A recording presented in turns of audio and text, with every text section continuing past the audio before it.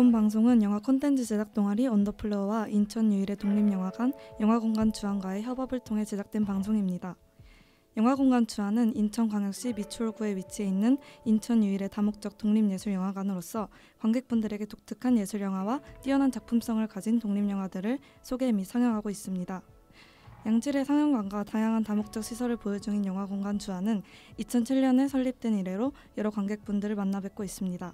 그리고 영화업계에 종사 중이신 게스트분들의 깊이 있는 영화 이야기를 들을 수 있는 시네토크 행사와 다양한 테마와 인물들을 주제로 한 영화 특별전을 수시로 개최하는 등 영화와 관련된 다양한 양질의 행사들을 통해 여러 관객분들의 문화적 소통 창구가 되어주고 있습니다.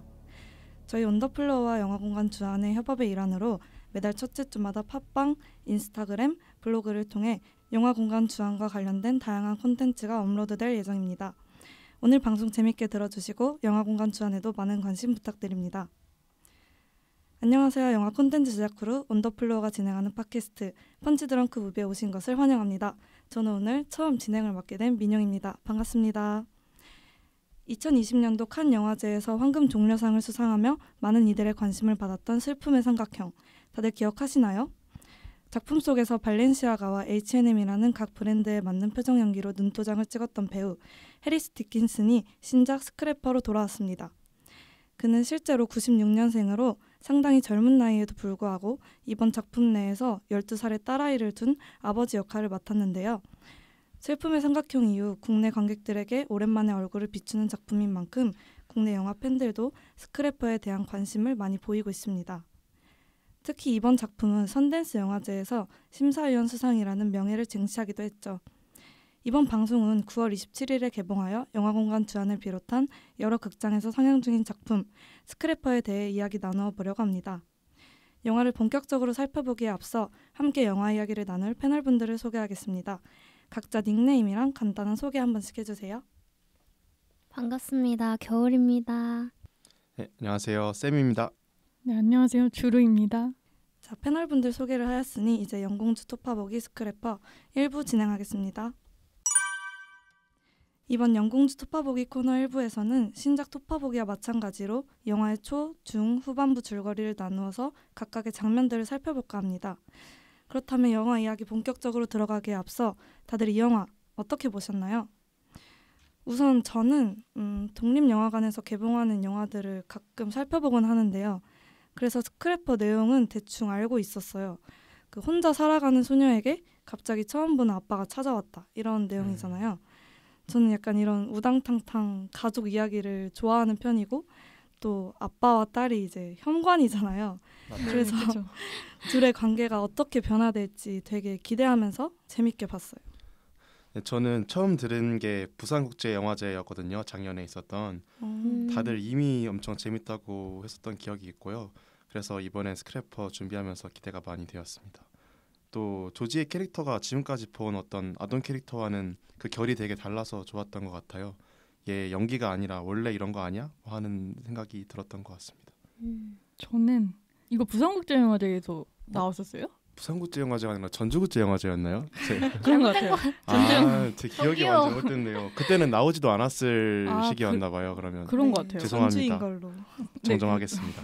그래서 저도 전주영화제에서 이번에 이거 티켓팅 하려고 했다가 실패했었거든요. 그래서 개봉하기 기다리고 있었는데 보고 나니까 진짜 너무 귀여운 되게 사랑스러운 영화라는 느낌이 들어서 재밌게 봤던 것 같아요. 네, 맞아요. 저도 이제 기억이 나네요. 저는 이 영화가 되게 좋았다 이런 느낌이라기보다는 뭐 전염병 없고 좀비 없는 영화를 진짜 오랜만에 봐가지고 그런 영화는 이런 매력이 있었지 하면서 보기 좋았던 것 같아요. 사실 이야기가 좀 너무 뻔하긴 했잖아요. 진부한 스토리인데 그래도 배우들이 신선해서 잘 봤던 것 같아요. 오랜만에 순한 맛. 그렇죠. 네, 정말 다양한 의견들이 나왔는데요. 그래서인지 이번 방송 정말 재밌을 것 같습니다. 그렇다면 이제 본격적으로 영화 이야기를 해볼까요? 스크래퍼의 초반 줄거리는 어떻게 되나요? 네, 최근에 어머니를 여인 12살 소녀 조지는 혼자 살아갑니다. 원래라면 보호시설에 가야 하지만 그것이 싫었던 조지는 삼촌이 있다고 거짓말을 합니다. 조지는 친구 알리와 함께 자전거를 훔치고 월세를 위해 그것을 되팔며 살아가죠. 그런데 여느 때처럼 알리와 놀던 어느 날 갑자기 한 남자가 담장을 타고 집에 들어와서는 그가 자신의 아빠라고 소개하는 부분까지가 초반부 줄거리입니다. 네, 그럼 영화 스크래퍼 초반부에서 어떤 장면이나 설정, 연출이 좋았었는지 말해볼까요? 겨울님 어떠셨어요? 저는 조지가 입고 있는 유니폼이 일단 제일 먼저 들어왔고 근데 영화 내내 그 유니폼을 입고 있을지는 솔직히 몰랐어요. 그리고 저는 사실 조지랑 알리와의 관계가 좀 더 자세히 나올 줄 알았거든요. 초반부터 계속 같이 다녔기 때문에. 근데 그거는 아닌 것 같더라고요. 그렇죠. 아무튼 저는 이제 알리랑의 관계랑 유니폼이 제일 먼저 들어왔고 처음 영화 시작한 지 얼마 안 됐는데 플로리다 프로젝트가 진짜 많이 생각났어요. 맞아요. 저도. 연출이나 색감이나 이런 네. 것들도 맞아요. 그렇고 약간 아이의 시선인 부분에서는 좀 역동적인 카메라가 들어가서 좀 더 아이의 시선을 담을 수 있도록 이렇게 해주는 것도 플로리다 프로젝트랑 많이 비슷했던 것 같아요. 맞아요. 저는 조지가 어떤 자전거를 훔치려 하다가 여자한테 걸리는 장면이 있잖아요. 네. 근데 임기응변으로 어떻게 자전거가 안전한지 난 체크하고 너를 위해서 편의를 봐주고 있었던 거다 이런 식으로 말을 하는 장면을 보고 어떻게 보면 그 여자는 알면서도 그냥 그렇구나 해주는 장면인데 그쵸. 조지는 끝까지 나는 아무런 잘못도 하지 않았다. 나는 너를 도와주는 순진한 어린 아이다. 이렇게 말을 하는 게 되게 어떻게 보면 슬프게도 다가왔던 것 같아요. 이미 얘는 세상을 많이 배웠구나. 많이 치이면서 살아왔구나. 이런 장면이 좋았습니다. 저는 되게 알록달록하다 그런 느낌을 가장 많이 받았었거든요. 그리고 되게 키치한 느낌이 잘 느껴진다라는 그런 영화였는데 원래 샬론 리건 이 감독이 그 전에 뭐 뮤직비디오 감독도 하고 했더라고요. 그래서 초반에 흑인 음악, 랩 음악 나오면서 좀 연출을 독특하게 하잖아요. 통통 튀게. 네. 그런 게 이제 네. 뮤직비디오 연출했던 거에서 좀 반영해서 많이 드러났던 것 같고 그리고 이제 화면 비율도 다르게 해서 이제 약간 인터뷰하는 식으로 몇몇 장면들이 나오잖아요. 그런 것도 그냥 이 감독의 스타일이 되게 잘 보였던 그런 연출들이 좀 눈에 띄었던 것 같아요. 맞아요. 그렇죠. 막 게임처럼 연출하기도 하고 저도 주르님이랑 똑같은 부분에서 인상이 깊었는데 이제 조지의 이웃들이 그 조지에 대해서 이야기를 할 때 그 아까 말했듯이 인터뷰할 때 다른 비디오가 있는 것처럼 연출이 되잖아요. 그래서 개인적으로 화면 구성이 되게 다양한 느낌이라서 마음에 들기도 했고 이웃들이 조지에 대해 드러나는 어떤 거리감 그런 게 좀 잘 표현된 것 같아서 네, 그런 부분에서도 좋았어요. 좋습니다. 네. 그리고 또 아까 알리 얘기가 나왔었잖아요. 조지가 알리 외에는 좀 다른 친구들이랑 잘 어울리지 않는 것 같은데 이유가 뭐라고 생각하시나요? 주르님 어떻게 생각하세요? 저는 조지의 성격이 네. 그러니까 만만한 성격은 아니잖아요. 맞죠. 약간 까칠하죠. 그쵸, 까칠한 성격이 살짝 있는 것 같기도 하고 그다음에 서로 단짝이라고 엄마와 되게 친구처럼 지내더라고요. 그러니까 딱히 친구를 만들 필요가 없었을 것 같기도 해요. 그래서 이제 엄마랑 너무 친하니까 그렇게 지내왔고 그런데 그런 어머니가 이제 죽게 되니까 그 상실이 더 크게 다가왔던 것 같기도 합니다. 저도 약간 단순히 조지의 성격 있잖아요. 그 독립적이고 뭔가 개인적인 성격 그런 걸 극단적으로 잘 드러내려고 일부러 친구는 알리만 있다는 느낌으로 설정하지 않았을까 하는 생각이 있었고 뭔가 여러 명의 친구를 원한다든지 다른 사람의 애정을 갈구하는 게 아니라 혼자서도 잘 살아가는 느낌? 그러니까 친구는 알리 한 명이면 충분하다. 약간 이런 느낌인 것 같았어요. 맞아요. 네, 그것도 맞지만 일단은 알리가 뭔가 조지를 되게 좋아하는 게 보이지 않나요? 그쵸. 네. 맞아요. 조지가 그렇게 친구하기가 쉬운 성격은 아닌데 계속 맞춰주고 알리가 그런 게 다 어떻게 보면 어린 나이지만 그래도 좋아하는 그런 마음을 바탕으로 이루어진 것 같아서 이성적으로 좋아했다고요? 네네네. 알리가 조지를 어느 정도 그런 마음도 저는 있었다고 생각을 해요. 조지는 안 보였는데 그런 뭐라고요? 게 알리는 이제 제가 여기서 어쩌다 보니까 유일한 남자 패널로 나오게 되는데요. 초등학교 남자의 입장을 5학년 대변하자면? 남자아이 충분히 이성적으로 좋아해서 조금씩 이렇게 그쵸. 친구처럼 하고 그렇게 하려고 조지한테 좀 관심 있지 않았나 알리가. 저는 이런 생각도 영화 보면서 했던 것 같아요. 저도 약간 뭐지 이성적으로 좋아하나 이렇게 생각을 하긴 했었는데 이성적으로 좋아하면 안 되는 상황들이 많잖아요. 이제 조지는 혼자 살고 이제 자꾸 부모님이 안 계시니까 그래서 그걸 약간 외면했던 것 같아요. 아니야 둘이 친구일 거야 이런 식으로.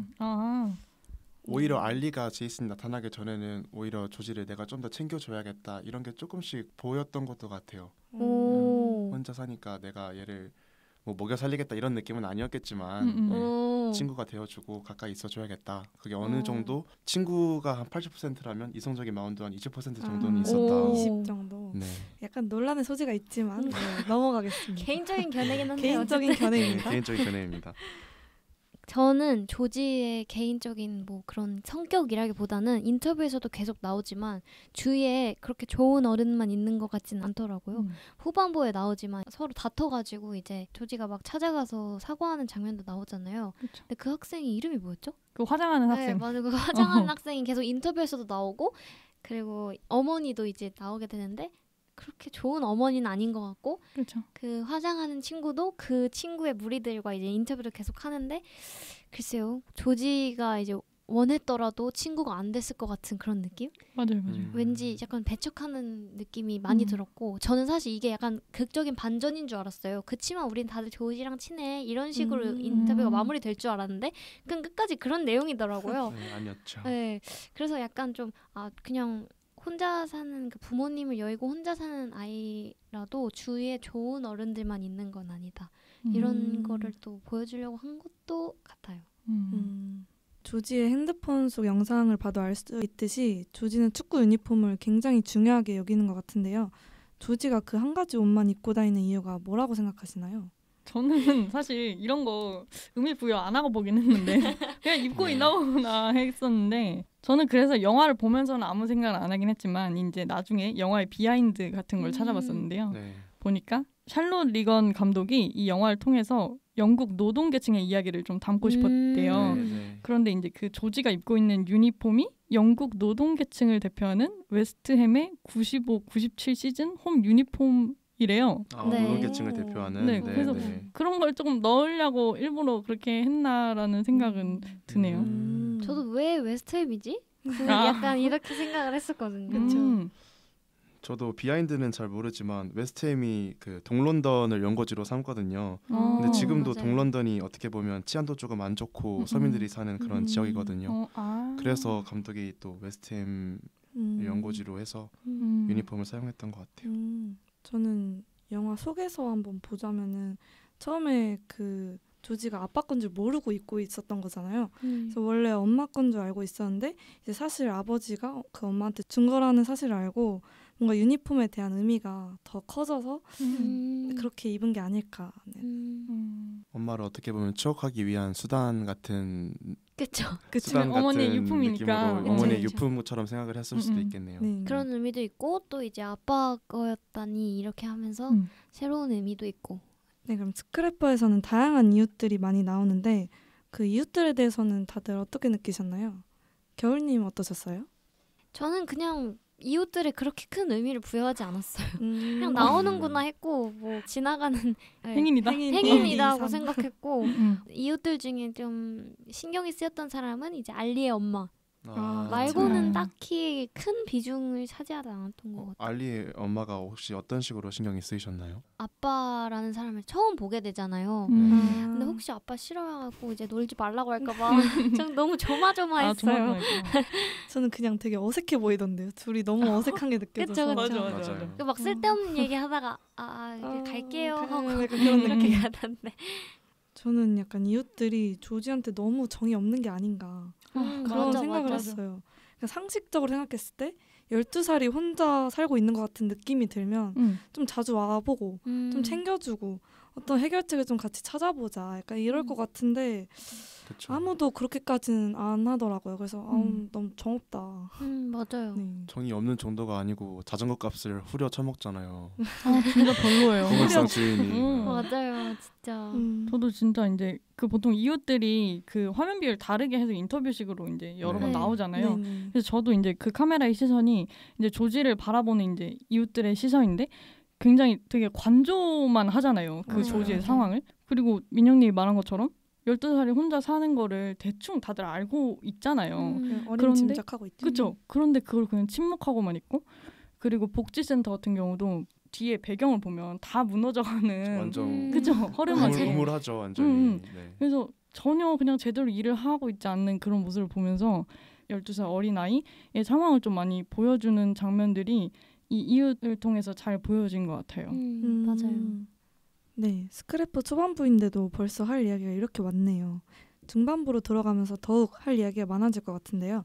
그렇다면 중반부 줄거리는 어떻게 되나요? 조지는 자신에게 펼쳐진 상황이 이해가 되지 않고 자신을 본인의 아버지라고 소개하는 제이슨의 존재도 부정합니다. 조지에게 있어서 제이슨은 의문투성이일 뿐입니다.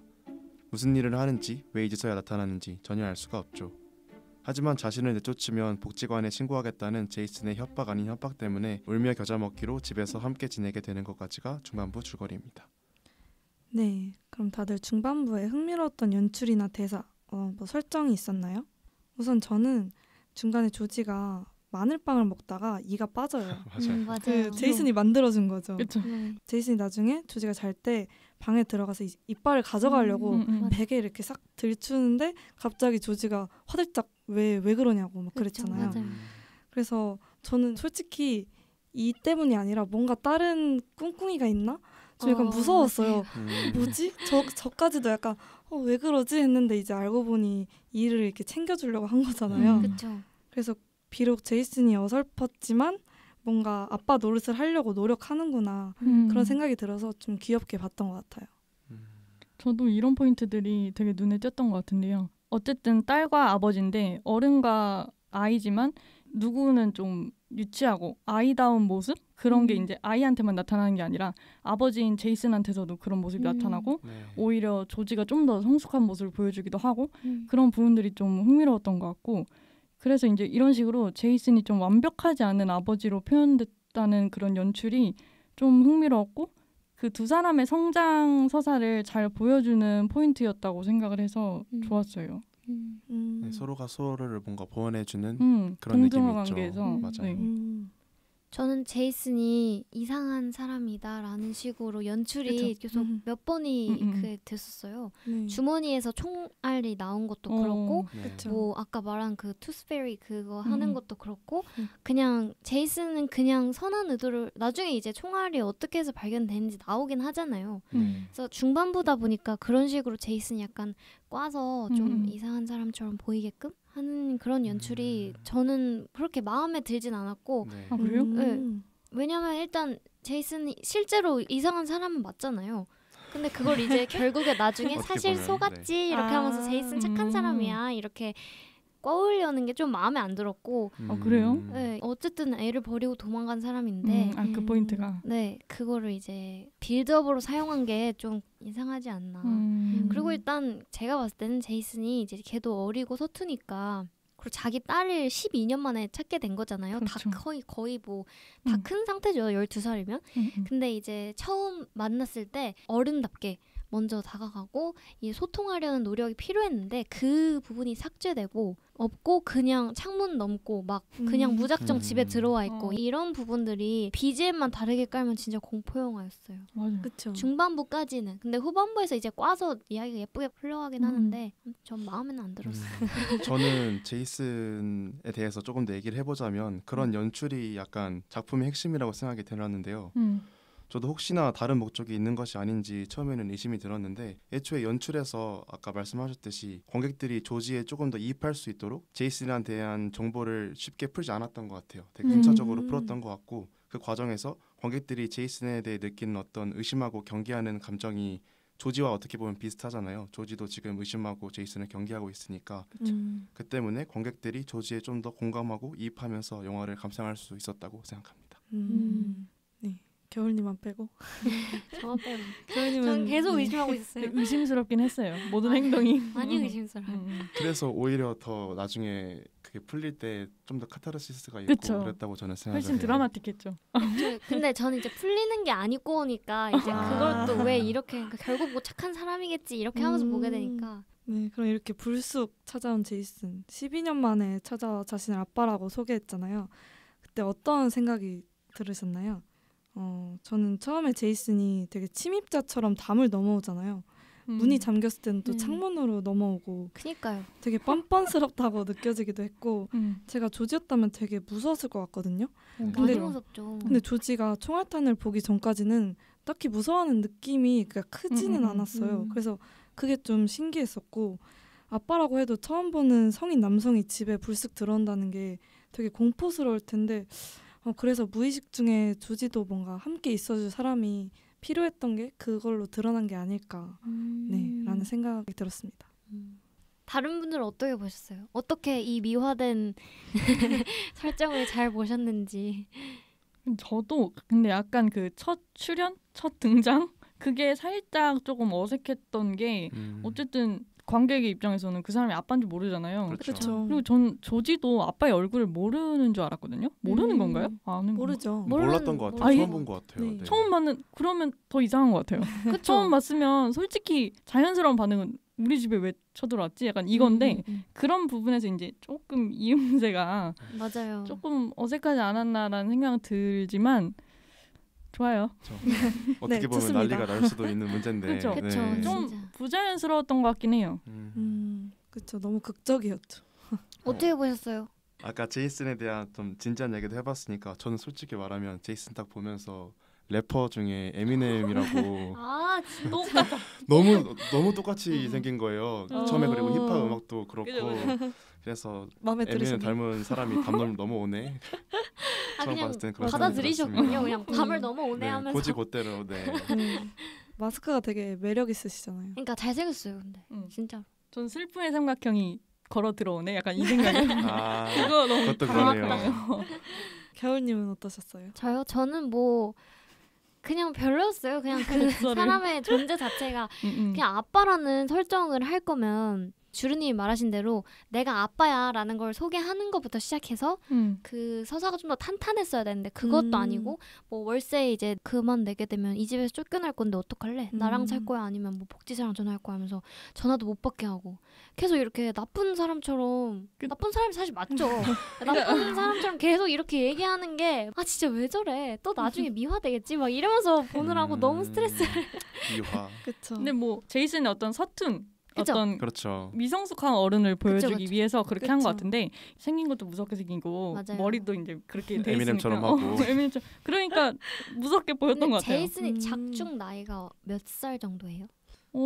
한 30 초반일 것 언급이 같은데. 됐었나요? 30 초반이요? 31, 2 이렇게 언급됐었던 맞아, 걸로 맞아. 기억해요. 그럼 20대 32이면 12살이니까 20살의 아기를 낳은 거잖아요. 네, 그런 식으로. 20대 초반. 20살의 아기를 낳고 이제 버리고 도망간 거잖아요. 20살부터는 이제 그냥 내가 선택을 할 수 있는 나이인데 아기를 버리고 도망가서 12년 만에 나타나서 한다는 소리가 그렇게 되는 거면 그거는 진짜 나쁜 사람. 그건 진짜 나쁜 사람이에요. 그냥. 혼자 다른 장르를 보고 계신 것 같아요. 이게 순리러블 약간 같아. 서툴 수는 있는데 조금 너무 그래도 아이를 버리는 거는 어쨌든 서툰다는 걸로 이제 극복할 수 없는 그런 도덕적인 문제가 아닌가. 맞아요. 저는 뭐 네. 미성년자 때 아기를 낳은 줄 알았어요. 그게 그건 아니에요. 정확하게 모르겠긴 해요. 저희도 정확하게 모르는데 아니, 저 아기 나이를 보면 알죠. 애기 12살. 근데 32이라고 나왔다면서요. 아니 그러면- 확실하지 않아요. 확실하지 추정합니다. 30대 아, 초반이었던 걸로. 아 추정이 되는 거군요. 근데 뭐 얘기는 많이 나올 수 있을 것 같아요. 이런 부분에 대해서. 그렇죠. 네, 그럼 12년 만에 찾아가려면 초인종을 누르고 다음부터는 가는 걸로. 당연하죠. 그죠. 네. 정중하게 인사하고. 그쵸. 내가 네 네. 아빠야. 감은 얘기를 넘지 않는 해주고 걸로. 네. 괴짜인 척 금지. 창문도 넘지. 괴짜인 척. 네, 그리고 극 중에서 자물쇠를 걸어둔 방이랑 그 안에 있던 고철탑이 나오잖아요. 그게 조지한테 어떤 의미라고 다들 생각하시는지 우선 저부터 말해보자면 조지가 엄마랑 같이 찍은 영상 이런 거 보면서 슬퍼하고 그럴 때마다 혼자 숨어서 울고 혼자 상처를 품고 있는 느낌이었어요. 그래서 저는 이 고철탑도 조지가 혼자 감내하고 있는 엄마에 대한 상실감, 그리움 뭐 이런 거라고 생각했어요. 왜냐면 방에 있는 그 고철탑을 올라갈 때 무슨 클라이밍 하듯이 막 올라가고 맞아요. 엄청 높게 연출된 장면도 있었잖아요. 그래서 조지의 시선에서는 그 슬픔과 그리움이 엄청 큰 거죠. 그러니까 정말 크게 느껴지는 거죠. 근데 이제 제이슨이 그 자물쇠를 따고 방에 딱 들어갔을 때는 고철탑이 조지의 시선에서 봤을 때보다 되게 작아 보이더라고요. 네. 그래서 조지가 약간 삐뚤지만 혼자 잘 살아가고 있는 것 같아 보이잖아요. 그래서 어른들이 보기에는 그 슬픔이 되게 작아 보이는 게 아닌가. 네. 헐, 맞는 것 그런 같아요. 생각을 했어요. 대박. 아니 저는 공감. 별 생각을 없었거든요. 네, 네. 또 이것도 별 생각이 없이 봤는데 근데 저도 이제 민용님이랑 약간 비슷한 느낌인 게 너무 큰 슬픔을 겪게 되면 그걸 잊으려고 뭐라도 몰두를 하게 되는 근데 그거에 이제 집착을 했다고 저는 생각을 했거든요. 뭔가 심리적으로. 그래서 저도 그런 거 보면서 마음이 아팠던 것 같아요. 맞아요. 근데 어린 아이라면 그런 상실을 겪으면 그런 걸 누구한테 분출할 대상이 필요하잖아요. 그쵸. 그런데 그런 거를 보듬어 줄 사람 하나 없이 자기 방문을 걸어 잠그면서까지 그렇게 자기만의 아픔으로 남겨두려고 했던 사실이 되게 슬펐던 것 같아요. 그러니까요. 근데 아빠라는 사람은 아니 너무 싫어하시는 거 아니에요? 조금만 좋아해줘요. 조금만. 겨울님은 어떠셨어요? 저도 근데 비슷한 생각했어요. 그냥 조지의 내면이다 이렇게 생각을 했고 복잡하고 막 보물 같은 걸로 막 이렇게 쌓여져 있고 그런 게 그냥 조지가 어디다 풀 수 없는 자기의 복잡한 마음을 대변하고 있지 않나. 그리고 약간 주루님 얘기를 들으니까 제 생각에도 그래요. 그거 자전거나 이런 거 훔쳐서 고물상에 팔아서 돈 버는 거를 약간 집착하는 것 같아요. 그게 어쨌든 애기가 할 수 있는 유일한 생계 수단이니까. 우시는 거 아니죠? 너무 슬픈데요. 아 조지. 오늘 약간 패널 구성이 좋네요. 한 분은 지나치게 의미부여하시고 저는 막 싫어하고. 재밌습니다. 네. 네. 제이슨은 자신의 폰을 몰래 본 조지한테 불같이 화를 내는데요. 그가 이렇게 화낸 이유가 뭐라고 생각하시나요? 저는 어쩌면 자신을 못 믿는 그 조지에 대한 뭔가 서운함이 표출된 거라고 생각했거든요. 네. 그래도 이제 전 와이프가 음성 메시지를 보냈잖아요. 이제 조지를 뭐 부탁한다는 식으로. 네. 그래서 조지 아버지가 좀 되어주고자 찾아온 건데 이 딸이 계속 자기를 의심하고 그러니까 네. 저 같아도 약간은 서운할 것 같아요. 근데 맞아요. 그렇게 서운할까요? 그러니까 화를 냈어. 너무 크게 그러니까요. 화를 내서. 네, 그렇죠. 음. 윽박을 질렀죠, 완전히. 맞아요. 너무 그건 조금 별로였어요. 아싸. 저도 민영님이랑 비슷하게 생각을 한 게 최선을 다하려는 어떤 자신의 진심을 왜곡당하는 느낌이 들어서 화를 낸 것일 수도 있고 또 역설적으로 되게 부끄러웠을 수도 있을 거라고 생각을 해요. 지금까지 자신이 아무것도 이룬 것도 없다고 생각이 들 수도 있잖아요, 스스로. 그래서 조지가 자신을 보호자로서 의지하지 못할 대상으로 생각하면 어떡하지? 그런 생각에 조지를 잃을까 봐 막 두려워서 그런 반응을 보였을 수도 있을 것 같더라고요. 그쵸. 어쨌든 자기를 신용하지 못한다는 거니까. 그쵸. 저도 이렇게 생각하니까 그런 것 같아요. 그러니까 뭔가 어쨌든 그 핸드폰 안에 자기 그 12년 동안에 그 회피했던 어떤 일상들이 다 담겨 있을 거잖아요. 그냥 회피를 한 것 같아요. 그걸 이제 조지한테 보여주고 싶지도 않고. 그러니까 조지가 자신의 방을 잠그잖아요. 네. 제이슨도 이걸 이제 보여주고 싶지 않은 것 같아요. 자신의 그쵸. 그 12년 동안의 세월을. 맞아요. 근데 그런 거 치곤 비밀번호가 너무 쉽게 풀린 거 아니에요? 그런 유머 코드 너무 좋았어요. 그죠? 너무 귀여워. 저는 사실 그때까지만 해도 아직 이 아버지를 의심 중이었기 때문에 저도. 확실히 진짜 이상한 사람이구나. 그쵸. 확실히 진짜 범죄자구나. 확실히. 그래서 이제 이 아이를 데려다가 복지사한테 팔고 보험료를 받으려나 보다. 그렇게까지? 이런 생각을 하고 다른 장르를 바꾼다. 시나리오가 약간 다른 것 같은데요. 이거. 그래서 진짜 큰일 났다. 어떡하면 좋아. 이렇게 하고 있었어요. 아직까지는. 근데 뭐 이런 가족 드라마인지 몰랐죠. 저는 가족 드라마 장르인지 몰랐어요. 범죄 스릴러인 줄 알았어요. 네, 제이슨과 조지 둘의 관계가 어떻게 흘러갈지 더 궁금해졌는데요. 후반부에는 둘의 관계에서도 변화가 있을 것 같아요. 스크래퍼 후반부 줄거리는 어떻게 되나요? 네, 후반부에 넘어오면서 제이슨은 조지에게 다가가기 위해서 노력을 합니다. 먼저 장난도 치고 조지 취미 활동도 같이 하면서 둘은 점점 가까워지는데요. 제이슨은 조지에게 팔찌와 케이크를 선물해주며 그동안 챙겨주지 못한 생일도 축하해줍니다. 결국 제이슨과 조지는 마지막에 이르러서야 서로의 아픔을 확인하고 서로의 존재와 필요성을 진정으로 인정하며 영화는 끝이 납니다. 네, 후반부에서 흥미로웠던 연출이나 뭐 설정, 대사가 있었나요? 우선 저는 그 조지가 제이슨을 찾아다니다가 축구하던 제이슨을 발견하고 철창 사이로 대화를 하는 부분이 되게 인상 깊었어요. 옆에 문이 있는데도 굳이 철창을 사이에 두고 대화를 해요. 그래서 전 처음에 왜 저러지? 했는데 저는 이게 그때까지도 조지의 마음의 문이 100% 열리지 않았던 거라고 생각해요. 그러니까 방어 기제가 계속 작동을 하고 있었던 거죠. 근데 이제 대화를 통해서 뭔가 진정한 소통을 하고 이후에는 이제 문으로 가서 제이슨이 조지를 안아주고 막 번쩍 들어 올리고 맞아요. 그런데 정말 마음의 문이 열렸구나 싶었고 조지가 이제 처음으로 막 깨르르 웃어요. 저는 너무 아이답게. 뭉클해서 네, 그때 눈물이 막 나는 거예요. 진짜요? 네, 그랬었습니다. 혹시 다들 우셨나요? 마지막 장면에서? 저는 울지 않아요. 그냥 울지 않아요. 처음부터 끝까지 안 울었어요? 저는 영화관에서 울지 않습니다. 집 가서 울어요? 집 가서 다시 되씹어 보면서 울으시나요? 아니면 그러면 버스에서? 자기 전에? 샤워하면서. 몰래 울어요. 저는 그 엄마 음성 메시지 나왔을 때 너무 슬펐어요. 아 저도요. 슬프긴 했죠. 그지 좀. 아무도 울진 않았던 거죠. 아 저도 울었습니다. 울었어요? 약간 진짜요? 울먹였습니다. 정확히 근데 말하자면. 그러니까 막 이게 오호. 막 눈물이 콸콸콸 나오진 아, 않지만 그쵸. 되게 뭔가 눈물이 이렇게 또르륵 나오는 영화가 아. 아닌가 저는 그런 생각이 들었었어요. 저는 사고가 맨날 범죄 스릴러로 이어지는 것 치고는 눈물이 많은 편이라 그냥 울었어요. 좀 슬프던데. 근데 후반부에 이쪽 장면이 인상 깊은 게 많은 것 같긴 해요. 맞아요. 그쵸. 또 그것도 있잖아요. 네. 기차역 철도역에서 이제 옆에 있는 커플 막 그거 말투 너무 따라하는 좋았어요. 거. 네. 귀여워. 근데 이게 엄마랑 했던 장난이야 이렇게 하면서 얘기해 주는 게 너무 좀 소름 돋아요 약간. 뭐가 어떤 의미에서? 좋은 좋은 뜻으로 의미로. 소름 돋았다. 그쵸. 근데 저도 그 장면이 제일 재미있었던 것 같아요. 네. 뭔가 맞아요. 재밌다 웃기다. 뭔가 근데 우리는 다들 아빠랑 살잖아요. 그러니까 이제 네. 아빠랑 살면서 엄마 이야기를 아빠한테 물어볼 일이 없으니까 엄마 아빠랑 같이 사니까. 근데 조지 입장에서는 아빠를 12년 만에 처음 만나서 엄마의 어렸을 적 얘기를 얘기해줄 사람이 나타난 거잖아요. 그러네요. 그런 게 좀 그렇게 보면 진짜 조지한테는 아빠라는 의미도 있지만 떠나간 엄마에 대한 추억을 같이 공유할 사람이 나타났다라는 의미도 있어서 너무 좋은 것 같아요. 좋은 것 같은데요? 그렇죠. 너무 좋은데요? 또 후반부 연출 중에 제이슨이 조지의 방에 자물쇠를 따고 들어가는 장면이 있잖아요. 네. 그래서 월세를 마련하기 위해 조지가 그렇게 자전거 자물쇠를 계속 따고 다녔지만 이번엔 아버지가 딸의 자물쇠를 따고 딸의 어떤 내면을 보기 위해서 자발적으로 들어갔다는 점에서 되게 영화적 상징적으로 또 의미가 큰 장면이라고 생각합니다.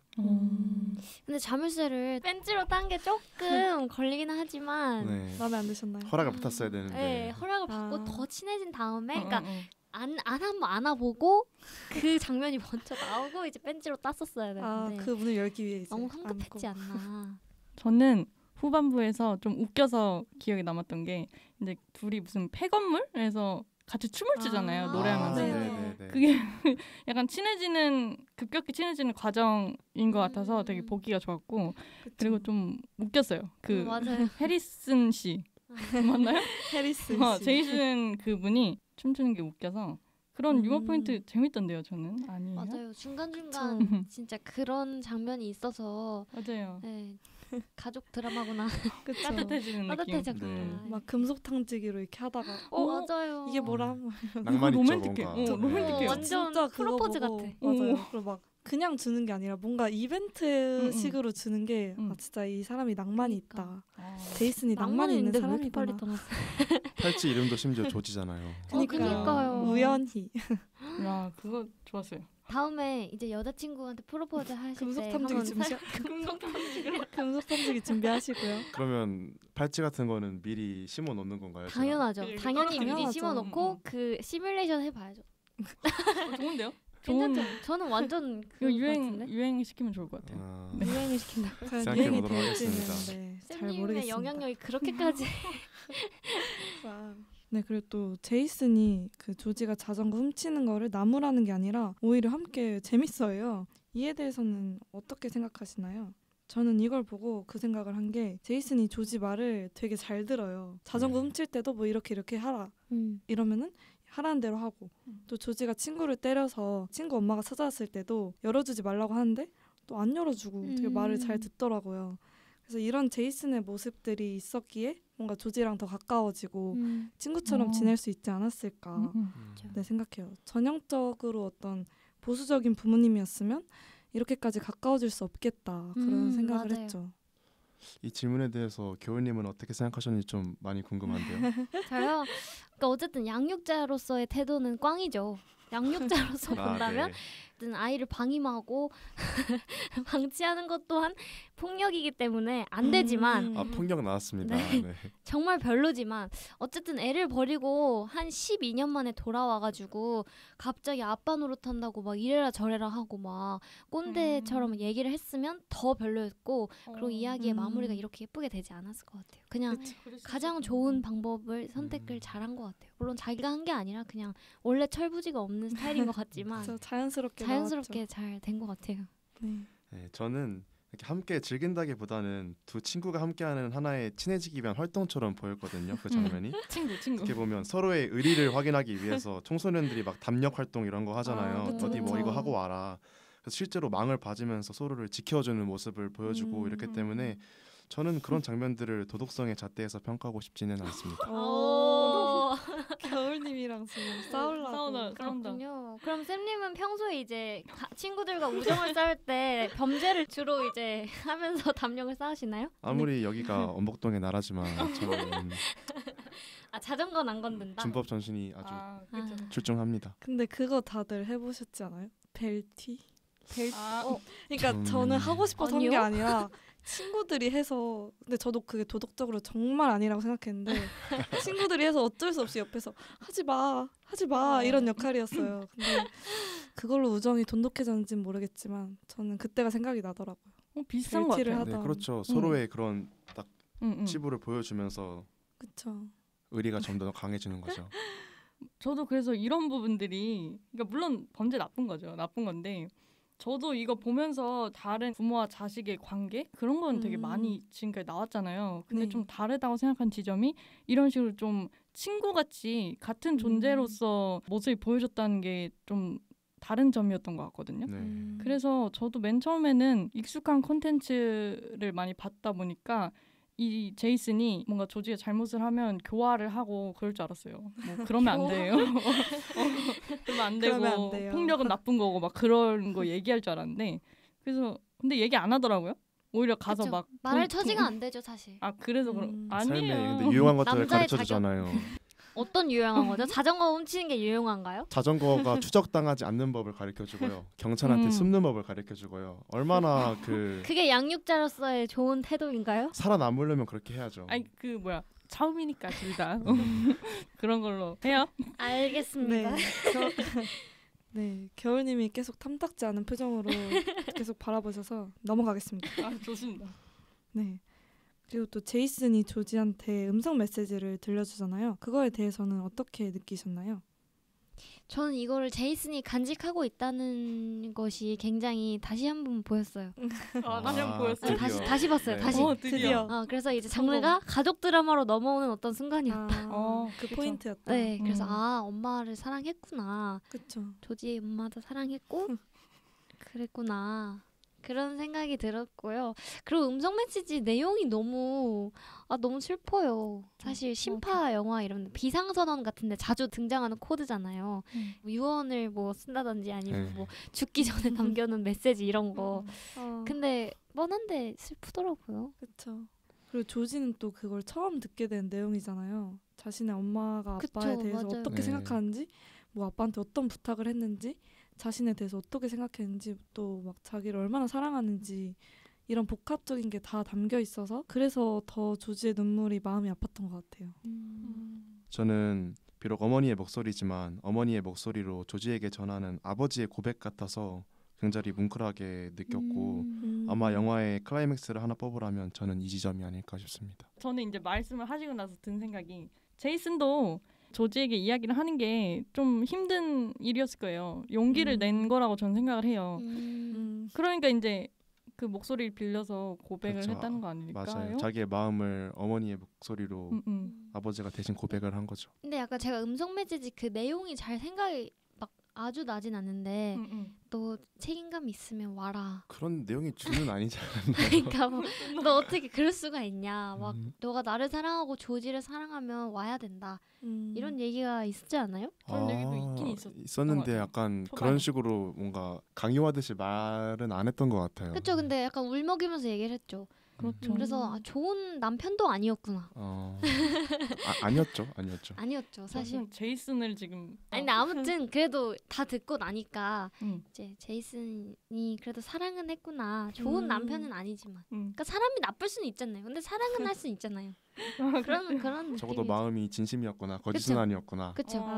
네. 나쁜 그러니까 사람이지만 대변인이신 거죠? 나쁜 제이슨 사람이지만 대변. 사랑은 했다. 제이슨 대변인이에요 거의. 제이슨 모셨습니다. 그럼 이제 마지막에 엔딩에 대해서는 다들 어떻게 느꼈는지 엔딩을 보고 우셨는지. 근데 진짜 여러분이 이 세 분이 다 MBTI가 F시잖아요. 그렇긴 하죠. 그렇죠. 그렇죠. 근데 F들은 안 울고 저만 울었다는 게 진짜 킹 받는 것 같아요. 저는 울었고. 또르르르 또르르. 또르륵 한 3번 정도 했던 것 같아요. 슬프긴 했죠. 울라고 만든 포인트 아니에요? 그랬던 그쵸, 것 사실. 같아요. 짧았지만 맞아요. 저는 그런 걸 느낄 새도 없이 울어가지고 그니까 저도 진짜요? 그냥 흐르는 네. 참지 막을 수 못해. 없었어요. 제가 같이 봤잖아요. 응. 근데 계속 안 운 것처럼 하려고 계속 막 이러면서 훌쩍훌쩍 거리더라고요. 그래요? 티가 났군요. 근데 진짜 많은 분들이 여기서 되게 감동적이고 슬프다고 울었다고 많이 얘기를 하셨는데 저는 오히려 조금 급 마무리의 느낌이 났었거든요. 뭐라고요? 좀 그러니까 음성 메시지 하나로 좀 너무 차르륵 해결이 되는 느낌? 그니까 예. 물론 앞에도 빌드업이 있긴 있었지만 그거에 비해서 이제 음성 메시지 하나 듣고 바로 이제 나도 사실 너가 필요한 것 같아. 뭐 이렇게 바로 가서 얘기하잖아요. 맞아요. 네. 그러니까 영화 러닝 타임이 아마 제작비 때문에 짧게 만들어서 이런 그래요? 식으로 했던 것 같은데 그리고 좀 더 친구 같은 진짜 부녀가 된 둘의 모습을 더 많이 보여줬으면 좋았을 것 같아요. 좀 더 길었으면 좋았을 것 같아요. 그러면 그 그렇기도 감동이 하네요. 되게 오래 갔을 것 같은데 그냥 우리 서로 한번 진짜 부녀가 되어보자 하고 착 하고 안아버리고 끝났잖아요. 네. 약간은 열린 결말이죠. 앞으로 어떻게 될지 열린 잘 결말. 살았으면 좋겠다. 이런 전 느낌. 잘 살았을 거라 잘 생각합니다. 살아야죠. 저는 그 제이슨이 조지한테 막 아빠가 되어보려고 노력할게 이러고 하지만 완벽하진 않을 거야 이러니까 조지가 나도 똑같아요 막 이러잖아요. 그래서 이런 모습들을 보고 막 웃음이 나오더라고요. 그러니까 둘이 정말 닮았다는 생각도 많이 했고 그 전에는 제가 아까도 말했다시피 계속 울었다고 했잖아요. 이렇게 또르륵. 근데 저는 엔딩에서는 앞으로 뭔가 둘의 행복한 그런 장면들이 좀 상상이 돼서 울진 않고 계속 웃음이 났던 것 같아요. 근데 누가 좋아요. 왓챠피디아 평에 플로리다 프로젝트 시작되는 거라고 끝나고 나서가 와 진짜 비관적인 사고를 하시는 분이네요. 너무 슬펐어. 그래서, 겨울님이셨나요? 안타깝게도 전 아니었어요. 1부에서는 스크래퍼의 줄거리를 쫓으며 내부에서 엮어진 이야기를 나누어 봤는데요. 2부에서는 영화만 봐서는 느끼기 힘든 부분인 캐릭터들의 설정이나 감독의 인터뷰, 제작 비화 등 외적인 이야기를 나눠볼까 합니다.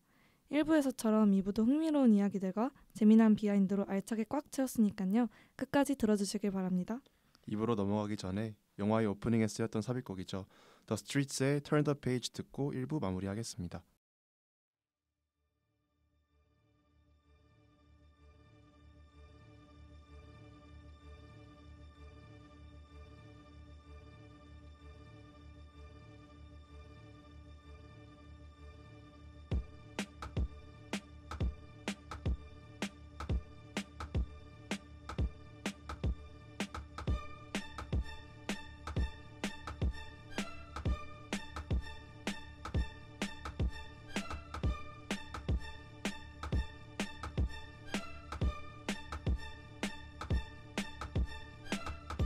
That's it. Turn the page on the day, walk away. Cause there's sense in what I say. I'm 45th generation Roman, but I don't know them or care when I'm spitting. So return to your sitting position and listen, it's fitting. And I'm miles ahead and they chase me. Show your face on TV, then we'll see. 영공주 투파보기 스크래퍼 2부 시작하겠습니다. 앞선 1부에서는 스크래퍼의 내부적인 연출, 캐릭터 이야기 등을 나누어 보았는데요. 2부에서는 영화 외적인 이야기, 즉 제작 비하인드나 캐스팅 비하인드 등 영화만 봐서는 알 수 없는 부가적인 이야기들을 함께 나눠볼까 합니다. 스크래퍼는 아버지와 딸의 사랑을 그렸다는 점에서 올해 개봉했던 영화 애프터 선이나 더 웨이를 떠오르게 하기도 하는데요. 혹시 다들 두 작품 다 보셨나요?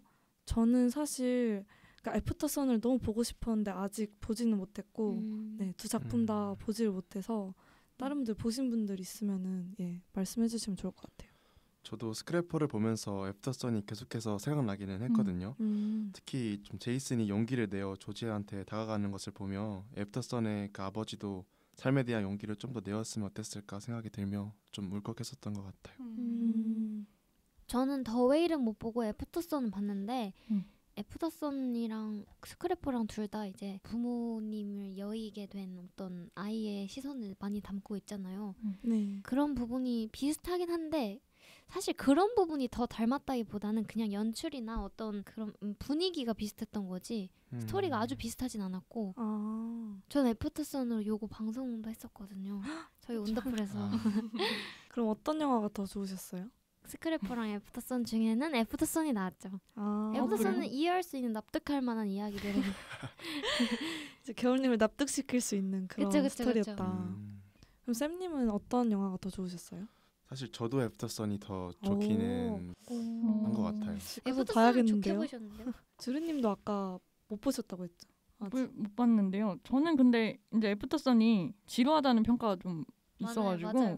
어떻게 보면 저는 스크래퍼가 분위기가 좋거든요. 연출 스타일이 좋아서 그럼 귀여운 분위기 저는 좋아해서 저는 스크래퍼 고를 것 같아요. 캐치한 거 애프터선은 많이 좋아하시는. 느리긴 느리죠 템포가. 저는 느린 거는 맞아요. 조금 지루해서 느린 것도 있고 그 감정선도 계속 이렇게 내려가 있고 여기는 좀 더 분위기가 다르군요. 달라요. 이게 막 사람들이 그러더라고요. 스크래퍼가 애프터선 희망편이라고. 맞아 그런 그런 느낌 느낌? 완전. 네, 네, 네. 맞아요. 네, 그럼 감독에 대해서도 한번 얘기를 나눠볼까 하는데요. 샬롯 리건 감독이 스크래퍼를 감독하기로 한 특별한 이유가 있다고 합니다. 네, 저는 영화 연출과 각본을 맡은 샬롯 리건 감독이 장편 데뷔작으로 영국 노동 계층에 관한 다른 종류의 영화, 자신의 어린 시절의 진실을 반영하는 영화를 만들고 싶었다고 해요. 그래서 어린 시절의 일부를 런던 북쪽의 타워블록에서 할머니와 함께 보냈다고 하는데 레건 감독은 그곳을 놀이터나 휴가 캠프처럼 기억을 했다고 합니다. 그래서 작품 내에서 조지가 사는 동네를 보면 그녀의 이러한 경험이 잘 녹아든 것 같아요. 또 샬롯 리건 감독이 이 영화를 만들게 된 가장 큰 원동력이 노동계층의 이야기 속에도 그 세계의 유머가 있다. 또 그걸 담아내고 싶다는 충동이었다고 하는데요.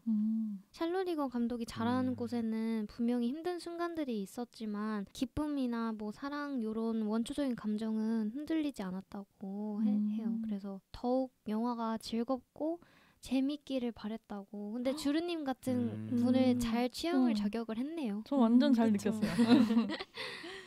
또 리건 감독이 그 가족을 잃는 개인적인 경험을 하고 슬픔에 빠진 아이에 대해 이야기를 쓰고 싶어졌다고 해요. 그래서 그녀가 그 부모의 죽음에 대해 이야기하는 아이들의 영상을 그 유튜브에서 우연히 발견해서 계속 돌려봤다고 합니다. 그래서 아이들의 시선이 너무 아름다웠고 어른들도 그런 순간에 좀 더 아이처럼 되려고 노력하면 괜찮아질 수 있다고 생각했고 또 아이들의 마법 같은 시선을 찾는 거는 우리 모두가 할 수 있는 거라고 생각하며 영화를 만든 의도를 전하기도 했어요. 또 배우 이야기를 해봐도 좋을 것 같은데요. 다들 해리스 디킨슨과 롤라 캠벨의 연기 어떻게 보셨나요? 특히 롤라 캠벨이 이제 신의 배우라고 하던데 연기 진짜 진짜 잘하던데. 저는 약간 실제로 그런 성격을 가진 아이라고 해도 믿을 만큼 연기를 맞아요, 너무 진짜로. 네, 잘한다고 생각했고 감독도 연기 능력이랑 그 창의성을 엄청 칭찬하면서 다음 세대 그 스필버그라고 불렀다고 해요. 감독님이요? 네. 칭찬을 하는데요. 그래서 막 캠벨이 대본을 변경하기도 하고 촬영 중에 즉흥적으로 연기하고 이러면서 영화의 성격이 더 독특하게 만들어졌다고 네, 하는데 이런 애드리브가 진짜 어려운 건데 어린 나이에도 뭔가 남다른 연기 능력을 갖고 있다는 게 네, 느껴지네요. 또 이런 걸 또 다 수용해 주신 감독님도 진짜 대단한데 맞아요. 사실 어른 시선에서 그리는 아기랑 진짜 아기들이 생각하는 거랑 또 다를 수가 있잖아요. 그렇죠. 근데 진짜 배우가 그 나이 또래의 아이를 연기한 거니까. 그렇죠. 감독도 그런 걸 이제 다 받아들여서 수용을 한 거죠. 그래서 영화가 되게 잘 나온 것 같아요. 아이의 시선에서. 맞아요. 저는 그 해리스 디킨슨 참 좋더라고요. 그러니까 이게 참 좋다. 잘생겨서 좋은 거 좋나요? 아니에요? 잘생겨서도 좋지만 진짜 작품을 잘 고르는 것 같아요. 최근 들어 맞아요. 필모그래피 보면 뭐 슬픔의 삼각형, 가자가 노래하는 곳 그리고 이제 스크래퍼까지 거의 상 받는 것만 골라서 했네요. 거의 이 정도면. 그러니까 이게 연기를 잘하는 것도 중요하지만 배우가 이렇게 작품 보는 눈이 있다는 게 네. 정말 좋은 큰 장점인 것 같아요. 맞아요. 스크래퍼라는 제목에 대해 이야기도 해볼까요? 다들 영화 제목이 왜 스크래퍼라고 생각하는지 의견이 있나요? 저는 스크래퍼 제목을 보고 그 고층 빌딩을 의미하는 스카이스크래퍼라는 단어가 먼저 생각이 났는데 조지의 비밀 방에 있는 고철탑 위를 보면 이렇게 천장을 뚫자라는 그런 글자가 쓰여 있잖아요. 그렇죠. 그만큼 조지가 어떤 큰 자아를 가지고 있지만 선장을 뚫고 더 성장하기 위해서는 도움이 필요하고 그 부족한 부분을 제이슨이 채워주는 그런 중의적인 의미가 제목 안에 있는 게 아닌가 생각해봤습니다. 좋은 해석인데요. 오늘 이동진 평론가님 왔다 가셨네. 지금 접신했어요. 진짜 너무 잘하시네. 저는 그냥 그 영어로 스크랩이 고철 같은 걸 의미하잖아요. 네. 그리고 또 작중에서 조지가 고철을 모아서 그걸 쌓아놓고 막 위로 올라가려 하고 그래서 그냥 고철을 모으는 사람, 조지를 나타내는 게 아닌가 그렇게 좀 단순하게 생각을 했었어요. 진짜 네. 그런 것 같아요. 네, 스크래퍼는 부녀가 각자 상실의 아픔을 극복해 나가는 드라마를 담은 작품입니다. 이처럼 상실을 극복하는 작품 중 본인이 좋아하는 작품 하나씩 소개해 주시면 좋을 것 같은데요. 저는 사실 상실을 극복하는 영화는 아닌데 한국 독립영화 중에 우리들을 추천해드리고 싶어요. 이게 어린 아이들이 되게 주연이 되고 어린 아이들의 시선에서 바라보는 세상이 잘 드러나는 작품이에요. 그래서 아이들이 관계에 있어서 생기는 상처나 오해들을 풀어나가는 과정이 되게 담담하고 좀 현실적이게 잘 표현이 되어 있고 인물 묘사도 입체적이라서 어른으로서도 이제 뭔가 정말 여러 생각을 하게 해주는 그런 영화라서 제가 추천해드리고 싶습니다. 저는 당연히 애프터선을 떠올렸는데 애프터선은 너무 뻔한 것 같고 그 영화는 아니고 드라마인데 그 TVN 2023 오프닝이라는 드라마 단편으로 쭉 나열되어 있는 단막극 그런 게 있어요. 네. 거기에 2시 15분이라는 작품이 상실이라기보다는 둘 다 애기들이 이제 서로의 상황이 안 좋아요. 근데 서로 2시 15분에 딱 만나서 성장해 나가는 그런 스토리인데 주루님 아시지 않나요? 네, 그 박소희 맞아요. 박소희 배우 나오고 그 기소유 배우 나오는 네. 그분은 잘 모르겠어요. 그 배우 얼굴 보면 다 아세요. 그 우리들의 블루스의 아역으로 나왔던. 그래요?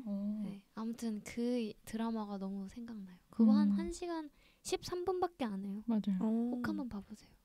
알겠습니다. 네.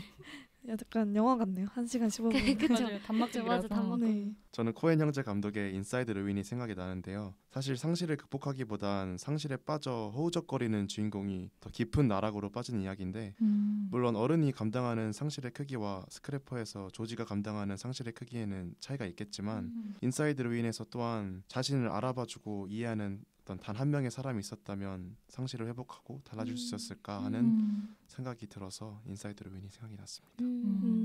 네, 꼭 보겠습니다. 감사합니다. 제가 되게 좋아하는 영화예요. 좋아요. 저는 이제 이번 연도 5월에 개봉했던 따끈따끈한 신작인데요. 뭐죠? 네, 말씀해주세요. 루카스 돈트 감독의 클로즈라는 영화가 있어요. 일단 이 작품이 스크래퍼와 마찬가지로 어린 아이들을 주연으로 하고 있는 작품이고 내용을 간단하게 말하자면 주인공 레오가 이제 절친인 레미라는 친구가 있거든요. 근데 그 친구가 자살을 하게 되면서 겪게 되는 이야기를 그리고 있어요. 그래서 되게 어떻게 보면 비극적이고 차가운 이야기인데 그런 감정들을 좀 오히려 담담하게 담아내서 되게 연출이 돋보이는 작품이고요. 이게 75회 칸 영화제 심사위원 대상 수상작이라고 하더라고요. 그래요? 네. 추천드립니다. 좋아요. 네. 클로즈. 별표 쫙. 클로즈. 네. 스크랩 해두겠습니다. 스크래퍼시네요. 좋은데요? 볼을 좀 치시는데요. 네, 뭔가 이 영화들을 보면 저희도 상실의 아픔을 극복할 수 있지 않을까 싶네요. 네, 이렇게 2부에서는 스크래퍼에 얽힌 일화들과 감독의 인터뷰들을 위주로 살펴봐 더욱 재밌게 영화를 이해하고 바라보게 된 것 같습니다. 그렇다면 이제 최종적으로 각 영화의 별점을 각자 매겨보도록 하겠습니다. 저희 팟캐스트의 별점 방식 아시죠? 별점이 10점 만점에 5점이 하면 별로라는 의미에서의 펀치, 그리고 이 영화의 별점이 6점 이상이면 최할 정도로 좋다는 의미로 드렁크로 구분해서 평점을 매길 겁니다. 그럼 지금까지 나눈 얘기들을 종합해서 스크래퍼 영화 평가를 해볼까요? 우선 저는 조지랑 제이슨 둘이 함께하는 시간이 되게 많아질수록 점점 둘의 캐릭터가 너무 사랑스러워 보였어요. 오랜만에 이렇게 뭔가 사랑스러운 부녀들을 볼 수 있어서 너무 기분이 좋았습니다. 그래서 저는 7점 드렁크 주겠습니다. 근데 드렁크 치고 막 네. 우시기도 하셨는데 좀 짜네요. 7점. 좋아요. 네, 좋았습니다. 9시예요? 알겠습니다. 3점을 주고도 올 수는 있어요. 네, 그래서 한 줄평을 남겨보자면 함께 유치해줄 수 있고 함께 성장할 수 있는 침입자, 아빠이자 친구가 된다.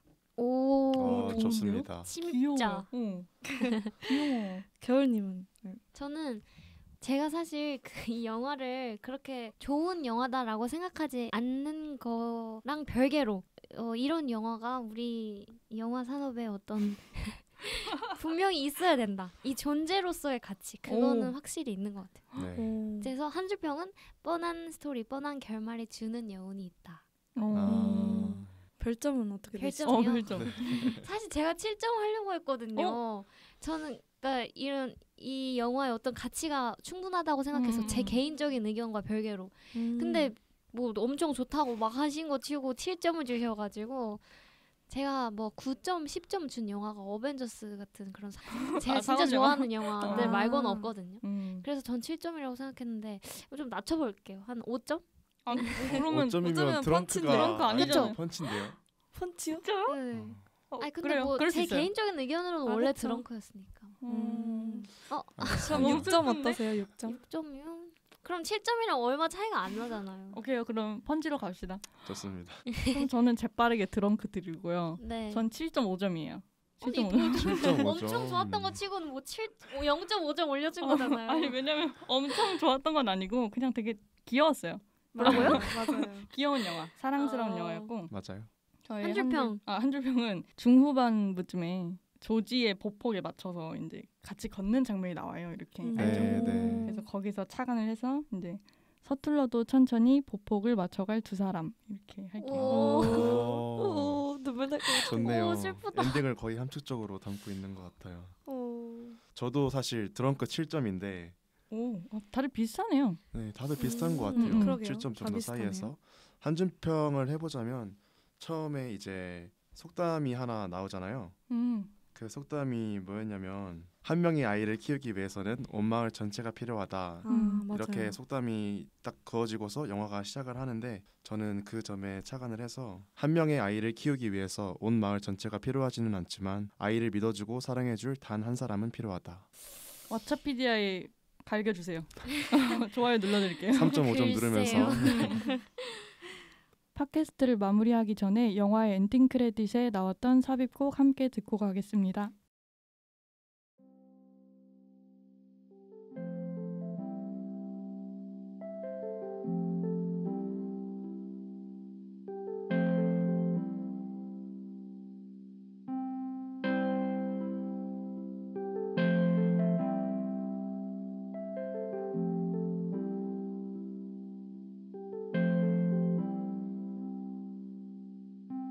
Roaming the campground out by the lake where we swam.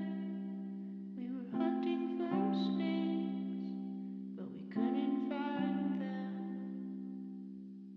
Surrounded by nothing but the nothing surrounded by us. But it's just me in my room with my eyes shut.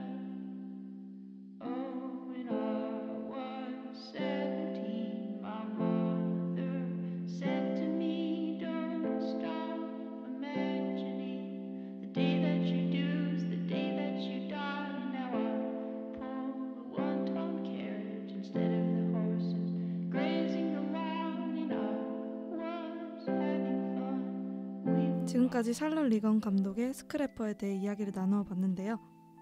가슴이 미어지는 상실의 아픔을 꽤나 유쾌하고 따뜻하게 그려낸 영화라는 생각이 듭니다.